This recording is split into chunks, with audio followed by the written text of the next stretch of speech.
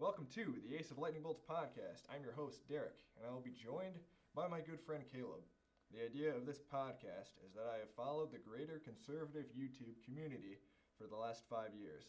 They have inspired me to form my own channel, and together with Caleb, we will be looking at the state of our government, political topics, and other topical issues we find interesting or important. Thank you so much for tuning in. Let's begin. Hi, my name is Derek. Welcome to the first episode of the Ace of Lightning Bolts podcast. This is Caleb. Hi, I'm Caleb. Just a little bit about me, as Derek's going to talk about himself as well. I am someone who's not very well educated in politics. I do not care about politics at all. Normally, Derek bounces ideas off me and questions about me to kind of figure out what I would think. I will say I probably do lean more politically conservative and Republican, but I do like to hear both sides of the conversations before I do make a decision. Not that I'll necessarily go towards my opposing opinion, but I do at least want to hear where the other side is coming from. And like I said, I do lean more politically Republican and conservative, but I do, but I will say I can understand why why the other side or opposing opinions do come from where they come from, if that makes sense. I do understand where they're coming from and why they chose to believe that way or vote that way. Although I may not agree with it, I at least try to find out why they do so. Yeah, and so I'm kind of run-of-the-mill, blue-collar, working conservative. I was raised with conservative parents. I went to a private Christian school up until 8th grade. Was raised in the church. So my background is general Christian conservative nature, and that is what I believe. That is kind of what formed me into who I am today. And so let's get into the first topic. First topic of today. Which I also am born and raised in the church, which does affect how I believe because of my beliefs, but also because of the people I grew up around. I also grew up in a conservative area, conservative church, with conservative family members. So I mean, that's what I grew up with. That's what I was taught, and that's what I know, and I think is true.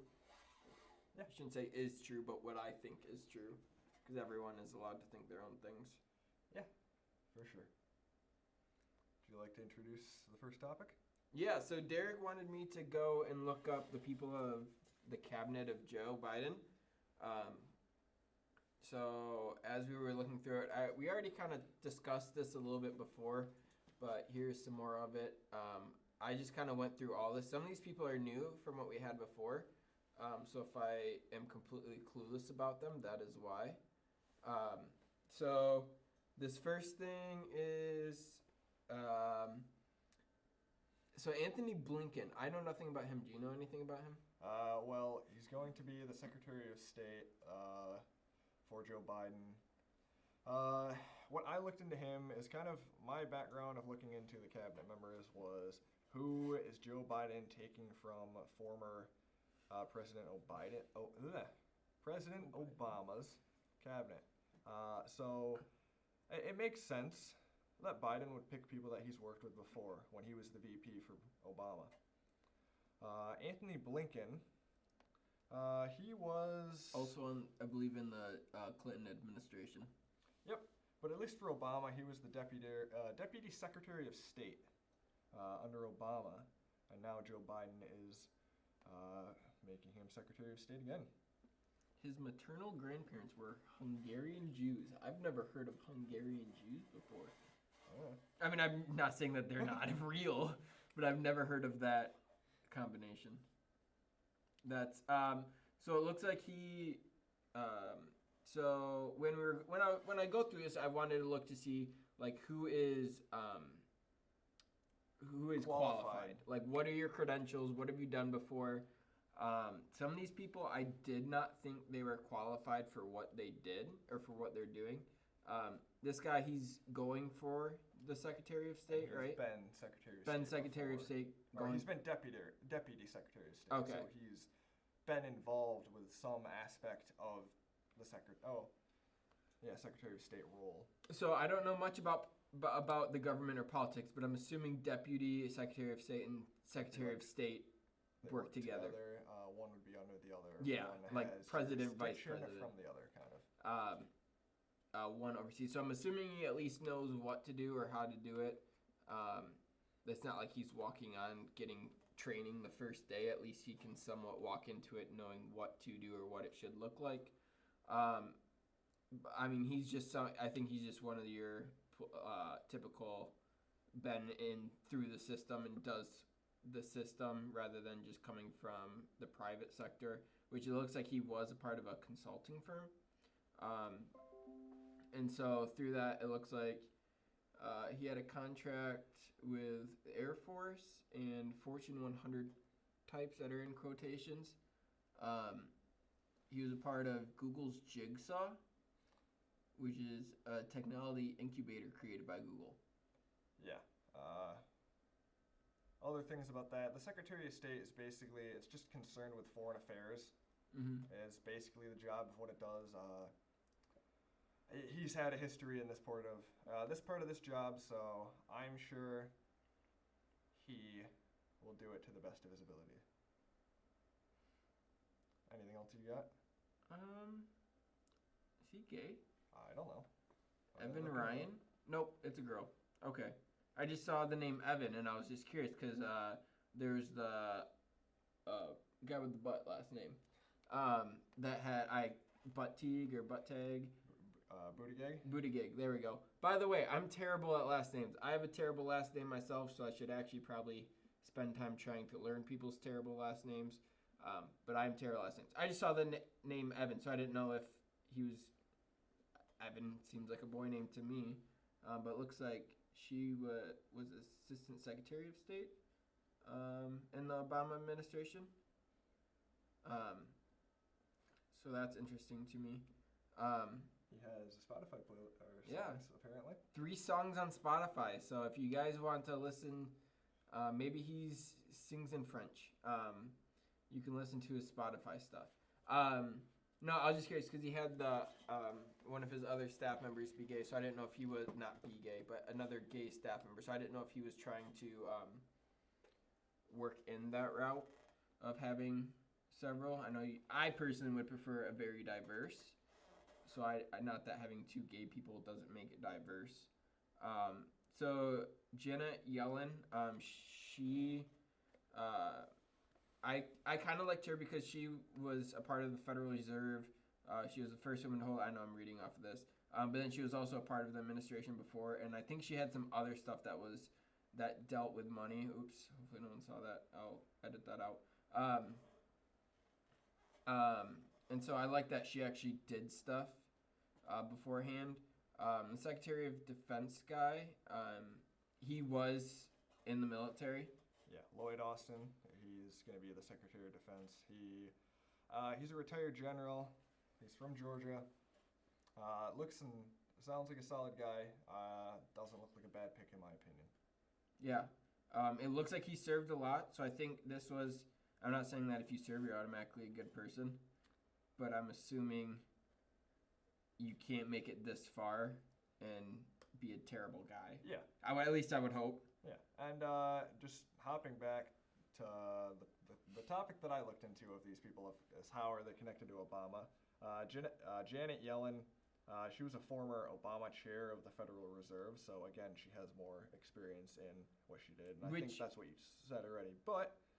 it was under the Obama administration at least, and that doesn't, like, I'm not saying this to say, oh, this is wrong that they were Obama and they're in here now, but it's just seeing who Joe Biden picks. So it looks like he, in the private sector, it says Lloyd right Austin. Here, he operates a consulting firm and has been partners with Pine Island Capital, which was an investing company in which Anthony Blinken... was affiliated with. I don't know if she's new to the thing, but I don't have her name on my list. But Michelle Flournoy, Flournoy.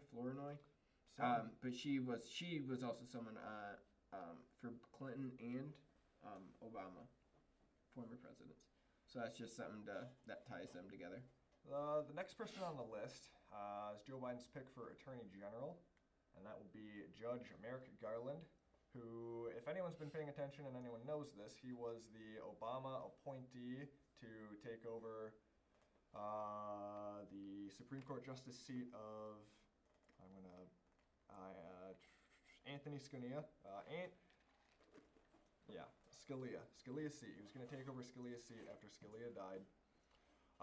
The Republicans controlled the Senate at the time and blocked his confirmation, and it rolled over to the Trump campaign, and Trump was able to nominate and to get a different person into the Supreme Court, who I'm blanking on their name right now. Is that the? That was the first person, not Kavanaugh, not Amy Coney Barrett. Okay. But the first person that Obama was, the first person that Trump was able to nominate for the Supreme Court. So Attorney General that's chief lawyer of the federal government. Yeah. Okay, so it's good. He's been a judge before. Been a judge. He knows what he's doing. Capable. So one thing that I also look in is when we do pick people, I really hope that the people going into it are the best possible humans that we could have for the job. I know I would say for myself, and this is what I've learned through all leadership stuff, is you don't just want a yes team around you. You want people that you'll butt heads with, not to an unhealthy standpoint, but someone who's not just going to say yes to you. And so I personally think, and as we keep going through this, I know a lot of them are I would assume most likely Democrat, but I would think for myself, I would want a Democrat and a Republican like throughout the thing and be like, hey, let's kind of meet together and find the common good that we're going for and not just fight for our party. Let's fight for what's right to party. But we need to meet and agree on these things or like these important things, and let's try to have a healthy, peaceful run. I don't know. I just think that I'm not saying like have your running VP be complete opposing of you, but at least like some of these things I feel like would be not important, but would be helpful to have others. But I like to see that he's a judge already, or was a judge. Yep. Sorry. Secretary of Interior. That's who that is. So, Deborah Haaland. So she is a Native American, which I thought was, fitting for the Secretary of Interior. Oops, wrong thing. I don't want to. No offense. That's what she looks like. Yep. And I'm saying that you should be Native American to have the position, but I feel like you're going to have a passion for this if it directly involves you and who you are as a person. Her mother served in the Navy, and her father in the Marine Corps. But she also was in the Obama, or she... She worked for the Obama 2012 campaign. The 2012 worked for, or was a part of her board? She was not, from what I saw, she was cabinet. not part of any cabinet Okay. positions. She just helped with the campaign. Okay.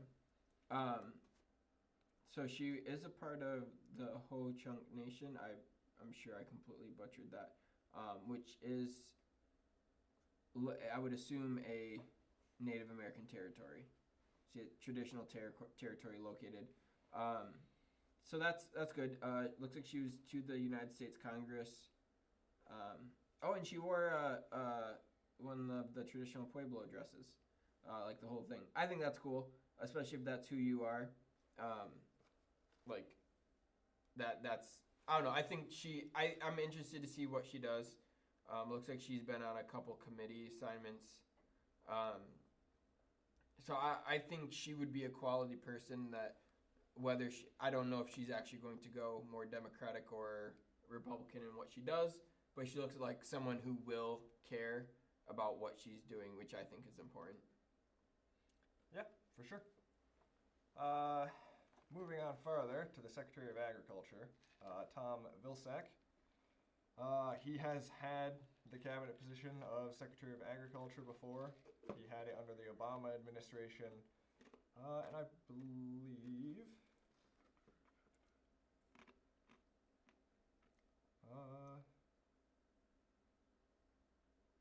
So he was a politician and a lawyer. He was formerly a politician. Is he a politician. launched a candidacy. In 06, he had an attempted run at the Democratic nominee for president in the 2008 election. But that ended, and he supported Barack Obama, and Barack Obama nominated him for Secretary of Agriculture, and he served. He was confirmed, and he served, and he did the job. So I don't see any problem with him continuing and getting the job again. He did try to defend the use of processed beef products made of the trimming left after beef carcasses are butchered, dubbed pink slime. By its critics. I don't know how I feel about that. But I have an issue with it. I mean, not that I have an issue. Yeah, we should be trying to get the most of what we can. But I think we do have an issue in general of eating terrible things. And I think I guess if it's still good, still use it. But if it's questionable, maybe not use it. Anyways, I do like that he had some political background of agriculture. So I guess if he was fighting for some agricultural stuff here, like global warming, that really necessarily doesn't do with stuff. I don't know. Not that I think a farmer would be our best choice, but someone who deals directly with farmers. I feel like that's what agriculture is. Yep. Right? Is the Secretary of Agriculture is the head of the United States Department of Agriculture. The Secretary is it's just listing, takes over the office, blah blah. Yeah. I would assume. Yeah. I don't know. I just think we should have someone who went and got an agricultural degree. Because then at least you know what what it takes to grow, you know the science behind it. They manage some national forests and grasslands. The safety of food produced and sold in the United States is ensured by one of their organizations. They head up the food stamp program, and they give advice for farmers and gardeners provided in the United States Cooperative State Research Education and Extension Service. Okay, which I guess I hope that he at least puts a group of those people to focus on each around him or focus on a couple around him. Then I would at least hope that he'd have some financial background. So that way, I guess he was Secretary of Agriculture in 2008. Yep. So if he has... Yeah, he was already Secretary of Agriculture, so him having the job again should hopefully not be an issue. Hopefully. I didn't see that. He's one of the newer ones, right? Announced the 10th of December. She's one of the newer ones. Yep, Secretary of Commerce, Gina Raimondo. A venture capitalist? I don't know what that is. I probably should. Okay. So it looks like someone who capitals firms or funds to start up early stage or emerging companies. So someone to do with money. And what's she going for? Commerce. Secretary of Commerce. Commerce is money. Yep. Right? Commerce is money. She has a background in money. Which is good. Hopefully she knows how to handle money if she has a background in money. She was following her graduation from Yale Law, so she's smart. Was a clerk to a federal judge in New York. So that's good. It looks like she's been in some venture capital firms. So she has experience in it. Governor of Rhode Island. So it looks like she does have some criticisms, which not all the pages have, or which not all the people have. So I guess that's something to read more into if you're curious about it. But it's good. It's good that she has experience in the non-government side, as well as some government side. Yeah. Did you look into, I guess this guy might be new as well, Yeah. Secretary of Labor. We haven't talked about him outside of Mhm. this yet. Martin Walsh. I haven't heard of this guy. I didn't look He's Irish. too much into this. He's Mhm.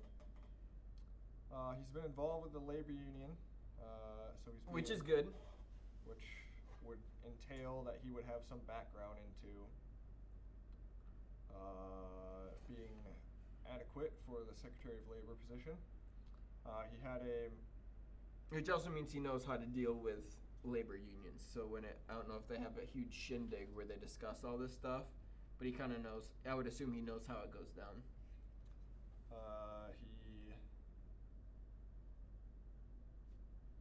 He supported the bid for Boston Summer Olympics in 2024. I like that. I want the Olympics here. Gives us more money. gives us more money, but it's really expensive to run as well.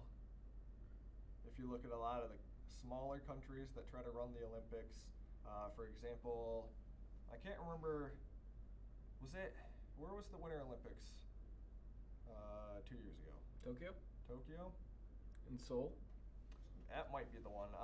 There was one where all the buildings that they made were rushed, and That was Rio. that was Rio? That Yeah, was yeah. Rio, where they were like, the Olympics were going to happen in like 2 months. I think it was something like that, and like they didn't have the buildings done, or like where they were going to do the rowing. There was like an oil spill or something like that, or like the water wasn't cleaned up. So they took a bunch of money because like I believe, from what I remember, and I could be 100% wrong, but they took money, or they were lended money or whatever to fix up the town or the city, whatever. And either something went through, or like the mayor or whatever wasn't pushing the limits for them to get it all done, and like they when they started, like they didn't have everything all done, so people couldn't stay in the right places, which I personally think outside of it is hilarious. It looks terrible for the Olympics, but I find it hilarious that they couldn't get it all done, which is probably terrible of me. But I do remember like some of them had to like practice or do something on the same things or something like that. But I do think of places, Boston has a hockey arena, Boston has a basketball center, they have baseball, which was going to be in the 2024, but I think that got pushed out because of all this. And there's enough places technically around Boston, I would assume, that if they have to, they could push it. There's colleges, Boston College, so they could have stuff there. So I wouldn't mind it being in Boston. I probably wouldn't go, but at least it's close enough to where I could have the ability to go.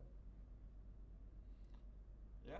So, tangent on sports. Next person on the list is Xavier Becerra. He's been nominated by Biden to be the Secretary of Health and Human Services.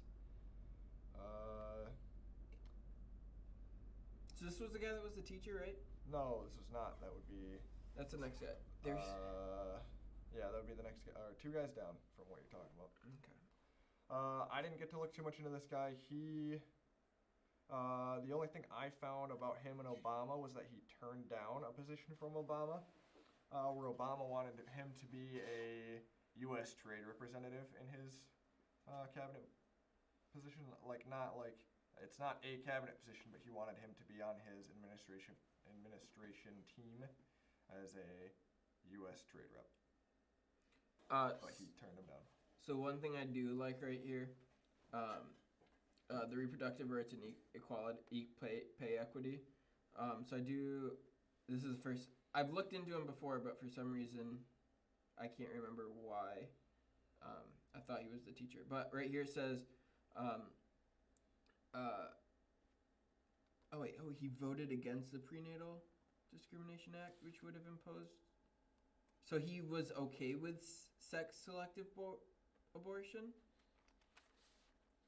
That's what it's saying. Right? He voted against the Prenatal Non-Discrimination Act, which would have imposed civil and criminal penalties on anyone knowingly attempt to perform a sex-selective abortion.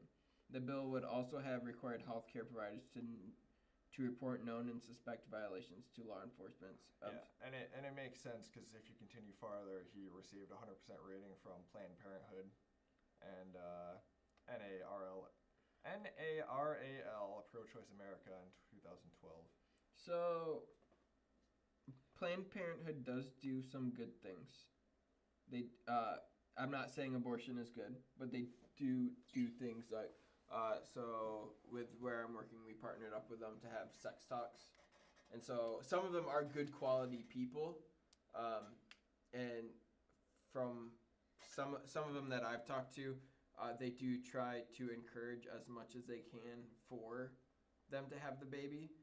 And then some of them were saying, but if the people are going to have an abortion, we'd rather have them do it safely and cleanly rather than try to go back alley and get it. I'm not saying what they do is good. I would defer to former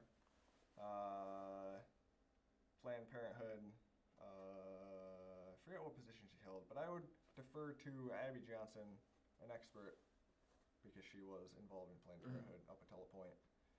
You can look her up, go find all her information, and look at her and see what she has to say. Yeah, I am against abortion. As am I.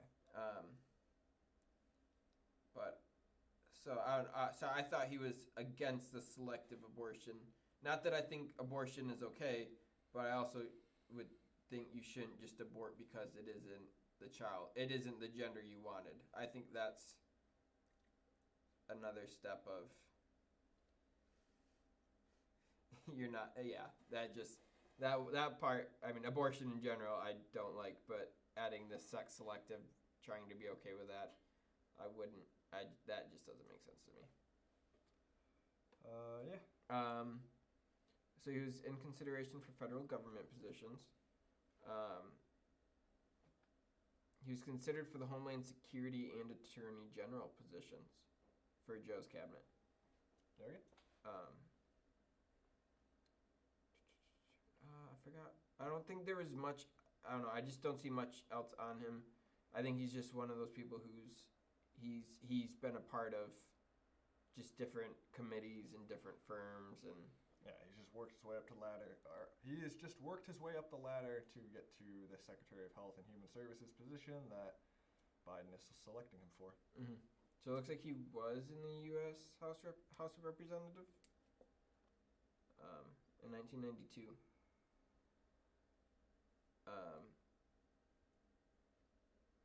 Yeah. So I mean, yeah, he's just someone who's been a part of all of it. So he's Health of Human Services. So what? So are they going to be your abortion? And I don't know. What else would they deal with?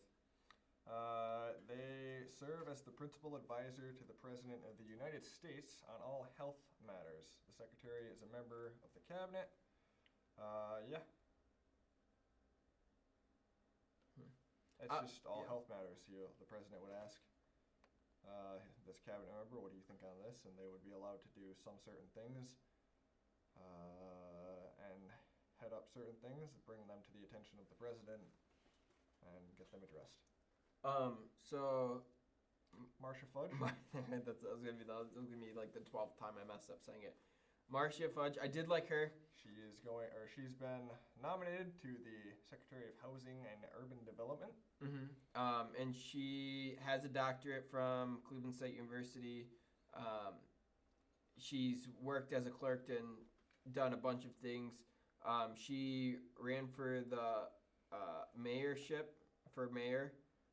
And won it, and then she served as the chief of staff to a U.S. representative during it, and then I think she died. Yeah, who died in office, and then she took over for the person that died, and she was special election uncontested. So it looks like I would assume that she's a quality person if she was uncontested, or it was just quietly done. I don't really know how that's done. But I did like, this is the same thing to the Secretary of Interior. If you're, not saying that you have to be black to be born in the urban and housing. But statistically, I mean, Ben Carson is the succeeding. Yeah, he's the current. Or I think it's smart. It would look bad, and not that you're going off of looks, for a white person to be telling what I would assume is mostly African American people what to do. I don't know if it talks about her as much. I know she was an auditor for the county's estate tax. For example, just specifically between her and Ben Carson, she was born in Cleveland, Ohio, and Ben Carson, I believe, was also not also born, but he was also raised in an urban area. I'm just blanking on the area.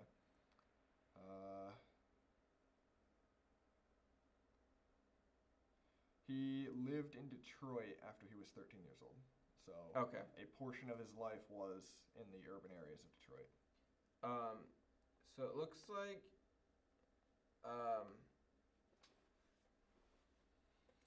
she was part of. Sorry, what were you gonna say? No, the only thing I have on her about her linking with Obama is that at some point she helped the Obama campaign. Yep, claimed. It looks like it was against the claims that he wasn't born in the United States. So it looks like she is a co-chair of the sororities Delta Sigma Theta's National Social Action Commission, which is good. That she was helping for social justice. I'm assuming social justice, or at least helping with that. And I do see she's been a member of the Glenville Church of God and is now in a Baptist church. So that's good. She's a God-fearing woman, I would assume. And that's what I like. I want to see good quality people in our office. I've mentioned this to Derek several times. And even going along with having people that I necessarily don't agree with me. I'd rather have quality people than people who fall in line with the Republican. So if any of these people are good quality people, even if they're not Republican, I'm completely fine with that. I'd rather have good qualified people than people who are just gonna say yes. And that goes for presidency as well. Yeah. I don't want to cringe when I see names on a ballot. And so we'll talk about the Secretary of Education, but we can kind of breeze through some of these next ones. Yeah. But Secretary of Transportation is Pete Buttigieg. Me and Caleb agree that he doesn't really have that much experience with. Like, he's been a mayor, but what does that have to do specifically with transportation? He was the Army Uber or something like that. Yeah, he just drove like armor carriers, right? He was dubbed and given the nickname Army Uber. So I don't know. I feel like I personally think we should have someone in the like someone who's maybe ran a mechanic or something mechanical engineering, someone who's planned highways, someone who's been involved in the construction of our roadways. Yeah. There's Governor Granholm. Yep. Former Governor Granholm of Michigan. Jennifer Granholm. She will be the Secretary of Energy. She's another one who we think is not qualified. She had a failed acting career, so I mean that puts her there. She's currently on TV, is she not? Yeah, she has a TV show on current TV with Jennifer Granholm. I mean she's been a politician. I just think that's another person. Let's have someone who's worked at an energy plant or something like. Someone with a background in energy, or someone with a background in like I think that's power engineering plant, again. or engineering, or something else where like you know what you're talking about. You're not just being an administrator from the top telling people what to do. Yeah, and I think that's maybe they chose them because they're good leaders, or I don't know any of these people personally. I would assume Derek hasn't either. I've not met any of these people personally. They could be upstanding people. Yeah, and this is where I'd hope that their leadership, like I would hope then that Pete Buttigieg, I'm gonna say that wrong. I think I'm pronouncing it wrong too, but I've heard it that way. That he must. I would assume then he's a good leader and will know how to find the right people to put in the right positions. Yeah. And maybe he's just a good communicator. So the people that he has underneath him, they will be hardworking people, and he'll be able to. I don't know. That's again where I'm hoping that there's great people underneath him. Going back to people that we think definitely are qualified for the job, Miguel Cardona, who is the Secretary of Education. Caleb, why do you think he's qualified? Because he was a teacher. He was like a president of a school, or a principal, sorry. He, a 6th year certification at UConn, earned a doctor of education. This is again where, I mean, he's been a 4th grade teacher in Connecticut, and then he became the youngest principal in state history for 10 years. So I don't know. He was an adjunct professor at UConn. So I don't know. I just like that he's a teacher, that he taught, and that's what we should be looking for. He was the commissioner of the commissioner of education. Was the commissioner of education, and he's also focusing on closing the gap between English language learners and their peers, which I think is good. I think we should kind of be going both ways. I mean, we're learning foreign languages in schools. We learn foreign languages in schools. I would argue that just as much as we should learn foreign languages in schools, people that don't understand which English, they do. There are at least at my school there was. Absolutely. It should go both ways. And if you know one, they should, like, if one's mandatory for one group of people, you should probably make the other mandatory for the other group of people. Which I will say, I've forgotten how much I've learned Spanish. I took a German class in college because I didn't want to take the Spanish one, and they'd ask me questions, and unconsciously I'd respond in Spanish, and then I'd just get stared at, and I'd have to say "lo siento," and then try to remember my German, which I don't remember. But yeah, I've actually used Spanish at some of my other jobs. All right, yeah. Which I didn't realize I remembered. But yeah, so I like that. I like that he. I just like that he has experience, and he seems like he'll be a quality person. Yeah. The McDonough guy, I think he was another person that served in the staff, and then but also served as a veteran. He was in the National Guard, but he was in the reserves of one of the branches. But he was also served as the Deputy National Security Advisor. Yeah, he was in the Obama He was in the Obama cabinet and administration position. He was the former Obama Chief of Staff and National Security Advisor, like Caleb says. He also was an aide to the State House Committee of Foreign Affairs. He focused on Latin America, but the fact that he's working on foreign affairs is probably good. Yeah. He was a Navy reservist. Sorry. But at least with veteran affairs, at least me personally, I deal with a veteran. I know multiple veterans, and I know that the Veterans Affairs and the VA hospital, it can be rough, and it can be rough to deal with. Like getting which our state is a lot worse. Our state's VA is kind of a little bit corrupt. Yeah. And at least with the veteran that I know, he was in Vietnam. He had Agent Orange sprayed on him. He's had to deal with a lot of stuff, and he is mostly sick of the VA and how it's ran. Yeah. Hopefully, it will be better with somewhat. I mean, he's been a veteran. He's been a veteran. So I don't want to say he's had an easy life or a bad life. I think he had some injury. I could be wrong.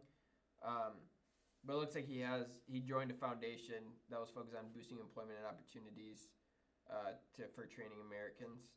I don't know.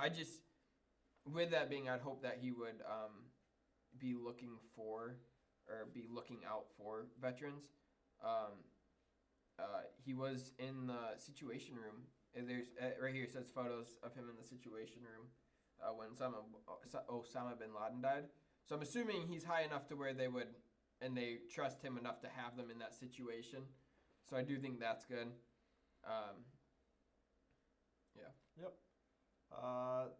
the last main position we'll look at, we'll breeze through the people underneath this. Oh, Homeland Security. That guy had a lot Secretary of Homeland Security, Alejandro Mayorkas. Yeah. He had a lot of experience. Like, I think he was another one that had a lot of experience in this field. Yeah. He's been a former deputy secretary before. Yeah. He was a former Obama He had this same position that he's being nominated again for under Obama. So he has experience with the specific position. He has experience with his past occupations and with his past positions. Yeah, so to where he should be qualified and to where he should do the job in an upstanding, good way. Yeah, he was the Deputy of Homeland Security, the Director of U.S. Citizenship and Immigration Services.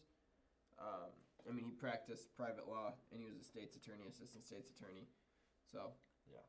And again, I'm just going to breeze through these people and the list of what their position is and what their name is, just in a sense of saving time, because these, they're cabinet level officials, but they're not directly like cabinet members. It's slightly different. These are lower, they're not necessarily lower positions, but it's just at least. Which I think when we went over, we kind of talked about this before. A lot of these people were much more qualified. They're much more qualified. I don't know what it is, but for example, White House Chief of Staff Ron Klain, he has been the Chief of Staff for, like, he was not the Chief of Staff for the President, but he was the Chief of Staff for Vice President Biden when he was last in the White House and being the VP. So he's had that. He has experience with being a Chief of Staff. He should be able to run the White House in a good way. Catherine Tai, United States Trade Representative. I don't know anything about her. I didn't look into her much, but she is going for United States Trade Rep. She was a Chief Trade Counsel. Yeah, that's what it says. Yep. Of Washington. Yep. So she seems to have experience. Avril Haines is being nominated for Director of National Intelligence. She, under Obama, was the Deputy National Security Advisor, so she should be more than qualified for this. Biden has not yet nominated anyone to be the Director of Central Intelligence Agency. Which I hope they choose someone, I don't know if they're allowed to, in that or a former one, a retired someone. Like, let's have someone who was in the CIA work and lead it. Like, let's have someone super qualified here. Yeah. Under that, the Administrator of Environmental Protection Agency, Michael S. Regan? The only thing, I didn't look into him much. He was a former NCDEQ Secretary of North Carolina, which is the North Carolina Department of Environmental Quality. So he seems more than qualified if he has done it on a state level. Yeah. And at least like a state level bigger. Like North Carolina is a big enough state to where I would trust him. Yeah. Managing. It's not like it's Rhode Island. It's not like nothing it's against Rhode Island or Massachusetts. Exactly. Isabel Castillas Guzman. Huh? Or Connecticut. Yeah. Has been nominated for the Administrator of the Small Business Administrations. I looked into her, and she has experience with this. Where's this name?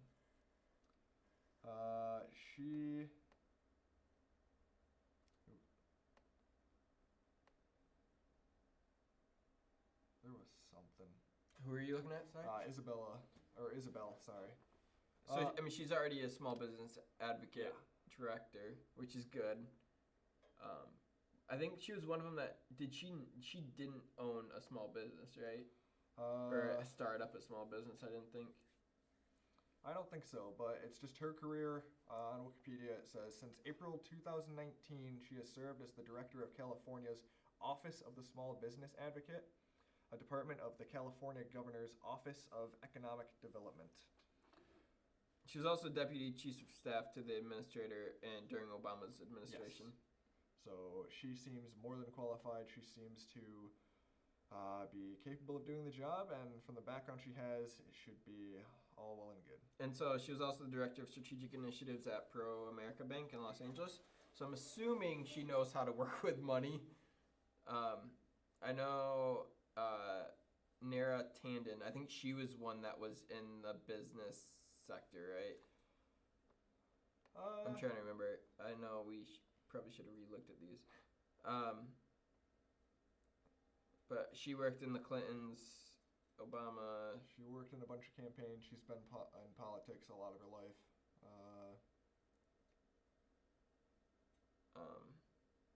So she prefers universal health care. Yep, which is what we're headed towards. And the 15 per hour minimum wage. She opposed the proposal for it. That. Well, at least we can agree on that. Yeah. And she is going Bernie for Sanders. Okay, Director of Management and Budget. Yeah. So I'm assuming if she did that, she knows a lot of it. I'm assuming she's just not. Which that's another thing. What I mean, she's going against something that is more of a democratic view. So I do like that it's not just someone who's going to say yes to everything. So I think that's good just as a person standpoint. But so I don't know. I would assume that there's more to her than what's being said on here. The fact that she is going for the position, and that she would have some more background. Oh, so here the Center of American Progress, liberal viewpoint on economics and social issues. Yep. She has some experience and some opinions on all of that. So. The last three I'll just breeze through. I have more to say on John Kerry, but I didn't look into Linda Thomas Greenfield. She is nominated for the United States Ambassador to the United Nations. It's just someone that goes back and forth and talks to the UN. And she's qualified. I liked her because she is Assistant Secretary of State to the African Affairs. So I mean, she has experience in doing that stuff. And then Cecilia Roos, she was one that was like I thought was like a genius. She was the dean of the Princeton Public School. I also thought she could have done. She has also held this position before. She has under okay. Obama. But she was one where I thought she was more qualified than, or no, I think she was just as qualified to do this one. That was last time I looked at this. There wasn't the Secretary of Commerce yet. Yep. Or at the Treasury, just because reading through her, she looked like a genius. But I also thought she could have done this because of the international affairs. I think she has something in business as well. I thought, right? Yeah. I do believe so. I'll just look at her while you talk about John Kerry. John Kerry, he will be the U.S. Special Presidential Envoy for Climate. John Kerry has been involved in politics for a long time. He has been involved with Obama. He was a former Obama Council of Economic Advisor. Quick second on Cecilia. She has a bachelor in economics from Harvard and a PhD in economics. So she's pretty smart in economics. Good choice for the advisor.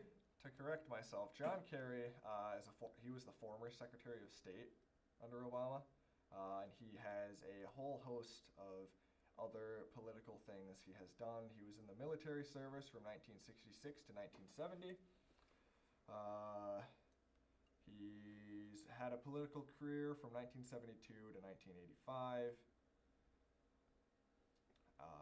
He was in the Senate from 1985 to 2013. And he's helped with the Obama administration. He had a 2004 presidential campaign.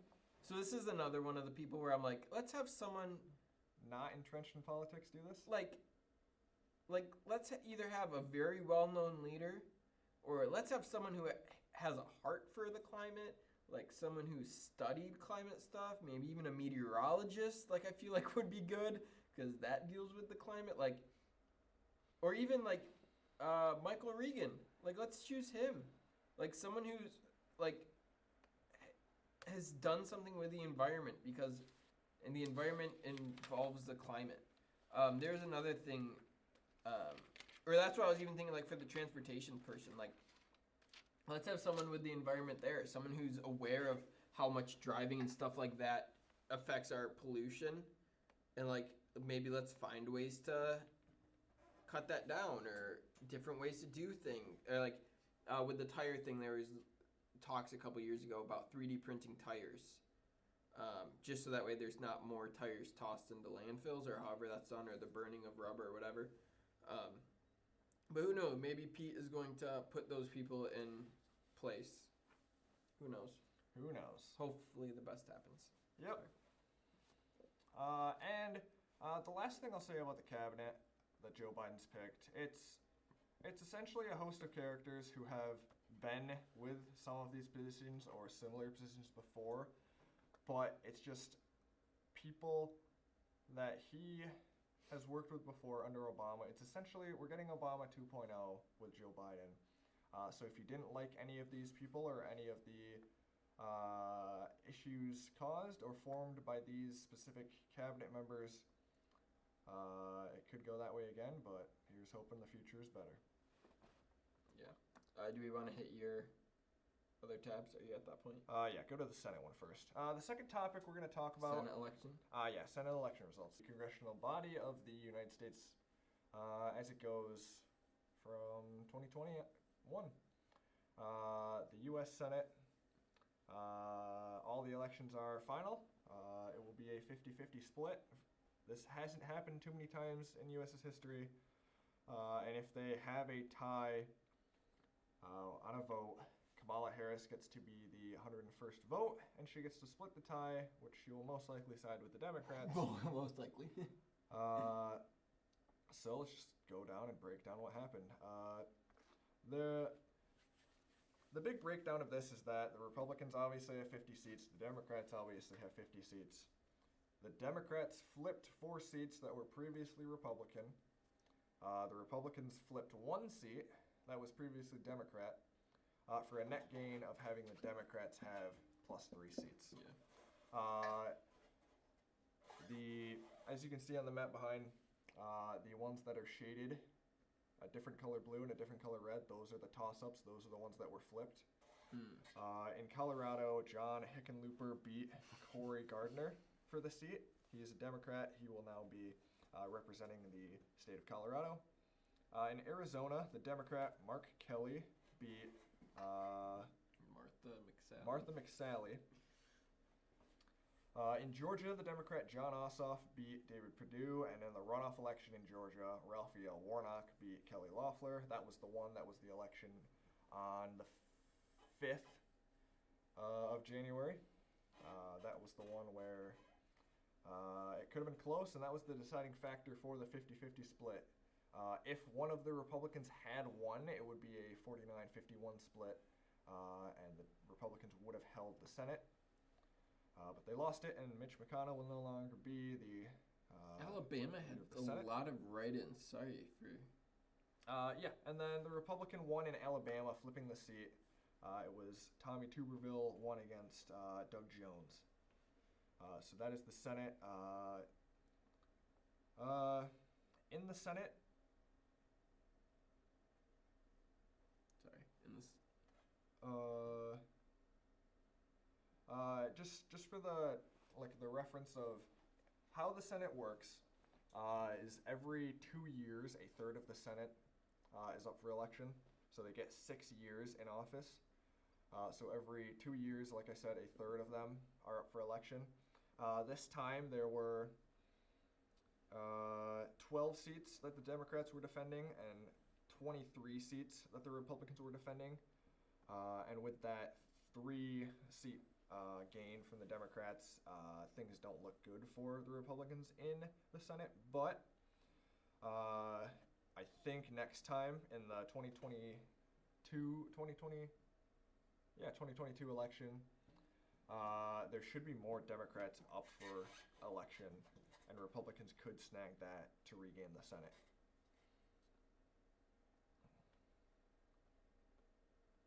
What one are we on to now? Let's go to the House of Representatives.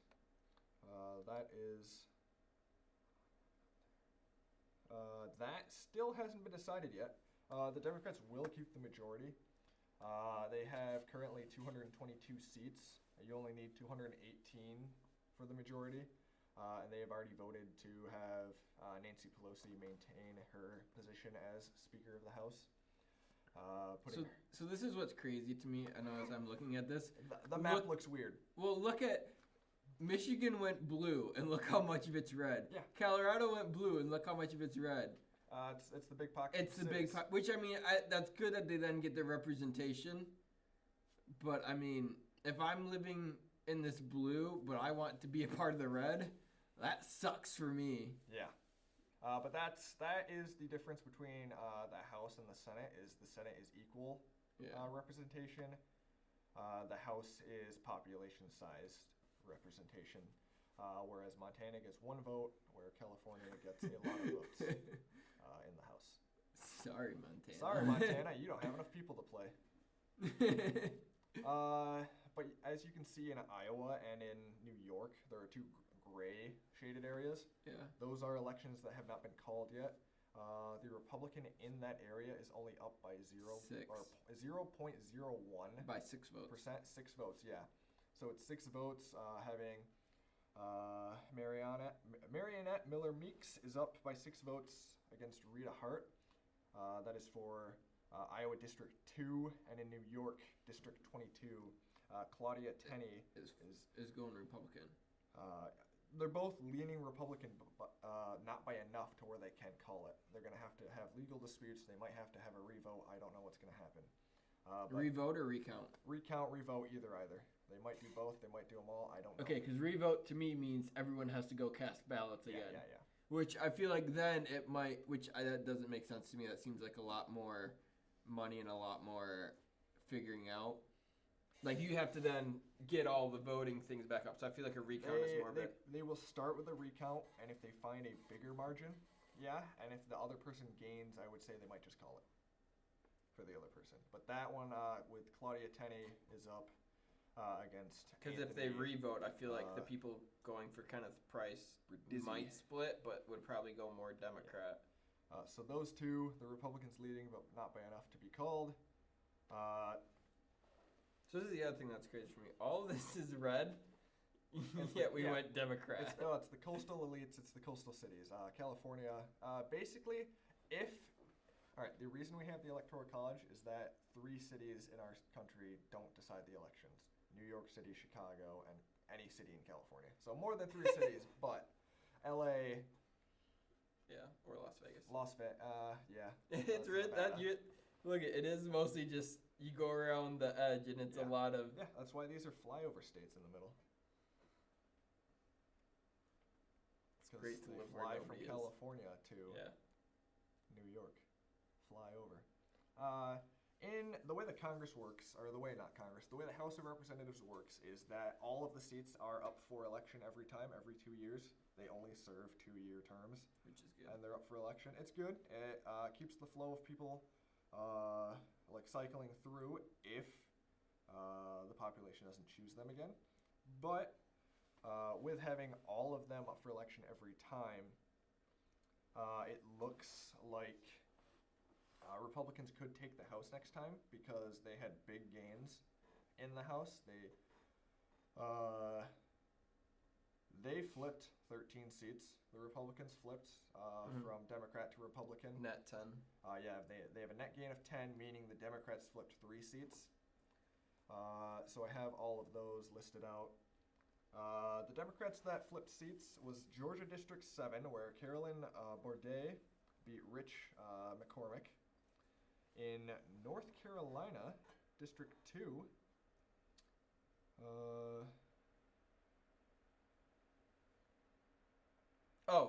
I'm in North Carolina. That one. Yeah, they're very small. No. There we go. Got it. North Carolina, District 6. No, District 2. Where's I'm like, I just found District 2. North Carolina, District 2. Deborah Ross beat out Alan Swain. So the Democrats took that seat. North Carolina District 6, the Democrat Kathy Manning won against Lee Haywood. So the Democrats gained those 3 seats in Georgia 7, North Carolina 2, North Carolina 6. The Republicans, on the other hand, again gained 13 seats. Maybe they gained 15, but we don't know yet. They gained California 21. Where David Yeah, Valadeo. David, That sounds better. whatever. He beat out TJ Cox. TJ was the incumbent, so now David will be able to represent that district of California. California District 39.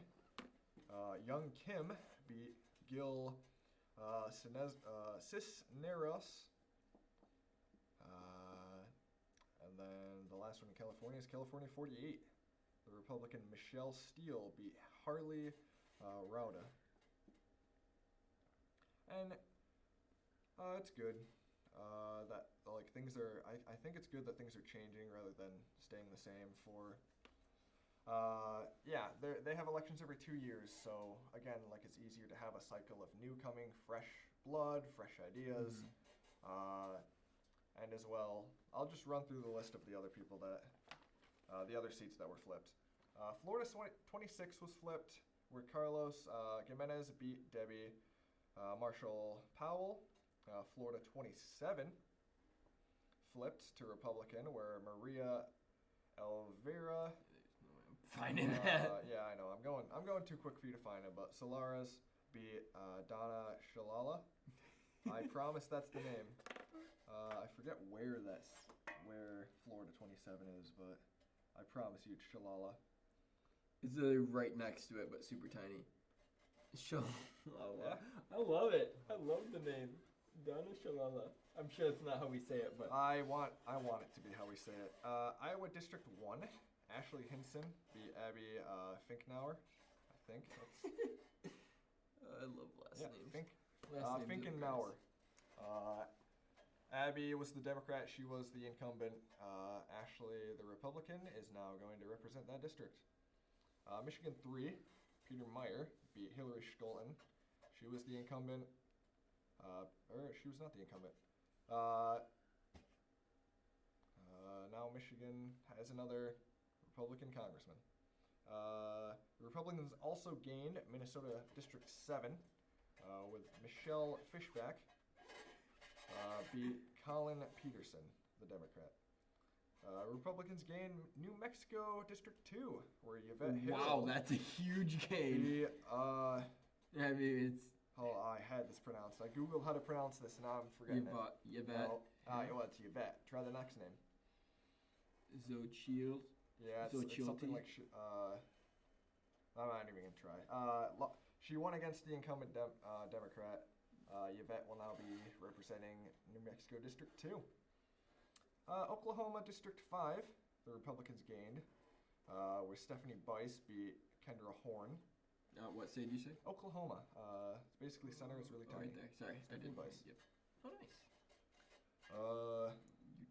Utah 4. Utah District 4, where Burgess Owens beat Ben McAdams? Yeah. McAdams was the incumbent, so he's ousted for at least 2 years. Maybe he'll try another run, but Burgess Owens is now turning Utah completely red, at least in the House of Representatives. And the last district that the Republicans for sure gained is South Carolina. Right there on the edge, District 1. District 1, yeah. For some reason, I didn't write the district number down, but South Carolina won. They won where Nancy Mace beat out Joe Cunningham.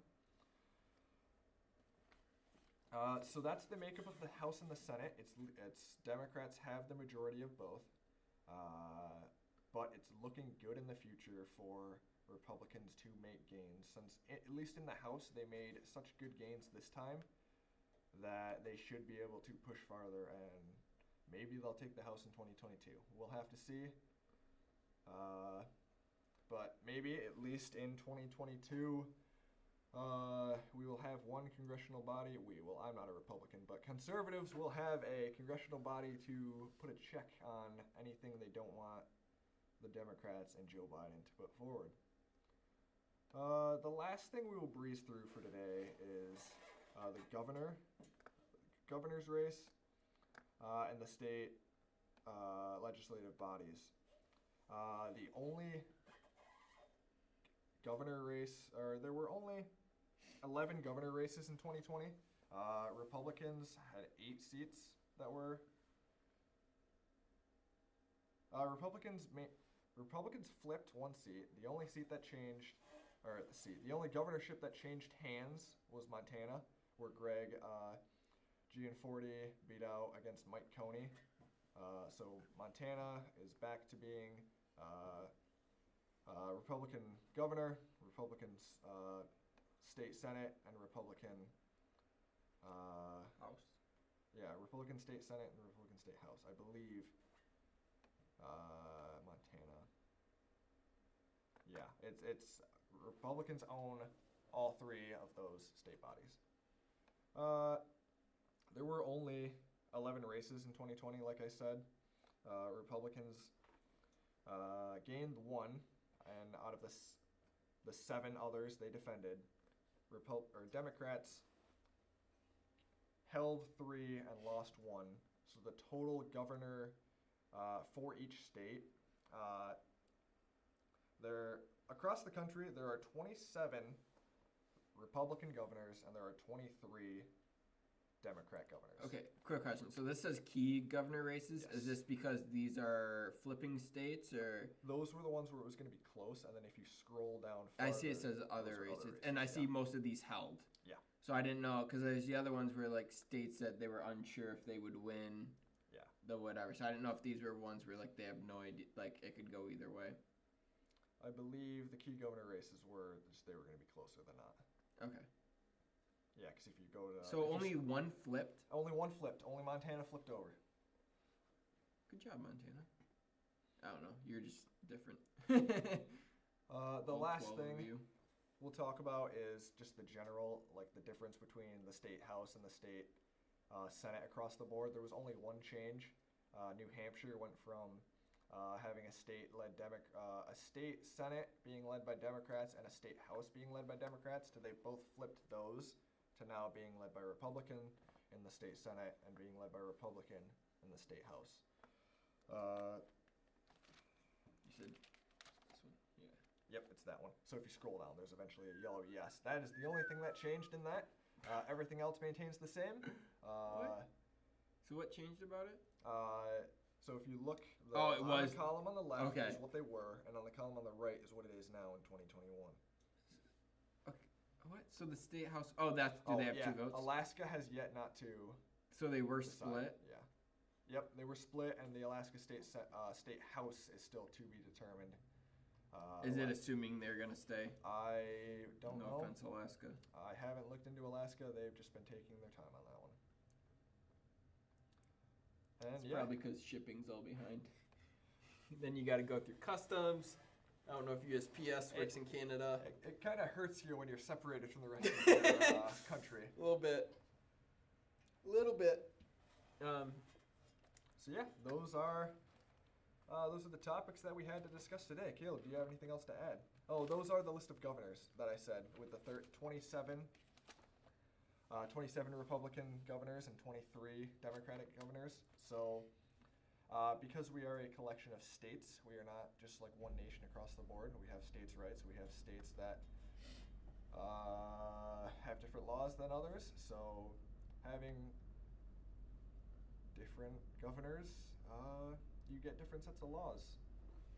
So I'm seeing a lot of these. It's either like 40s or almost 70. Yeah. I guess there's a lot more 60s as I keep scrolling. I don't know. I feel like I personally think there should be an age cutoff at some point. I mean, because I know my grandfather has gotten to an age point and he starts going crazy. That's kind of rude of me to say, but like he's not fully mentally there. It's not how it used to be. Yeah. So I mean, I would assume then, you know, if you're 69 and working for West Virginia, you're still there. But I feel like we should, I don't know, is that age discrimination? Ageist? It could be, but they haven't harped on that one too much yet. I do like this guy was born either 1949 or 1950. I love that. Just a heads up that I'm here. Thank you.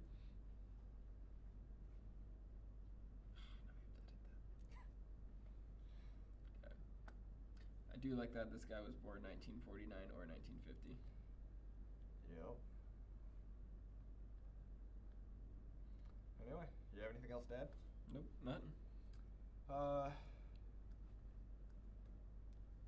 Thank you for sitting through this long time with us. Thank you for watching us struggle through describing things that we don't fully understand, but That I know absolutely I nothing think of. it was a fun time. I think we're putting information out there that not necessarily everyone will talk about. But yeah, look forward to seeing more episodes from us.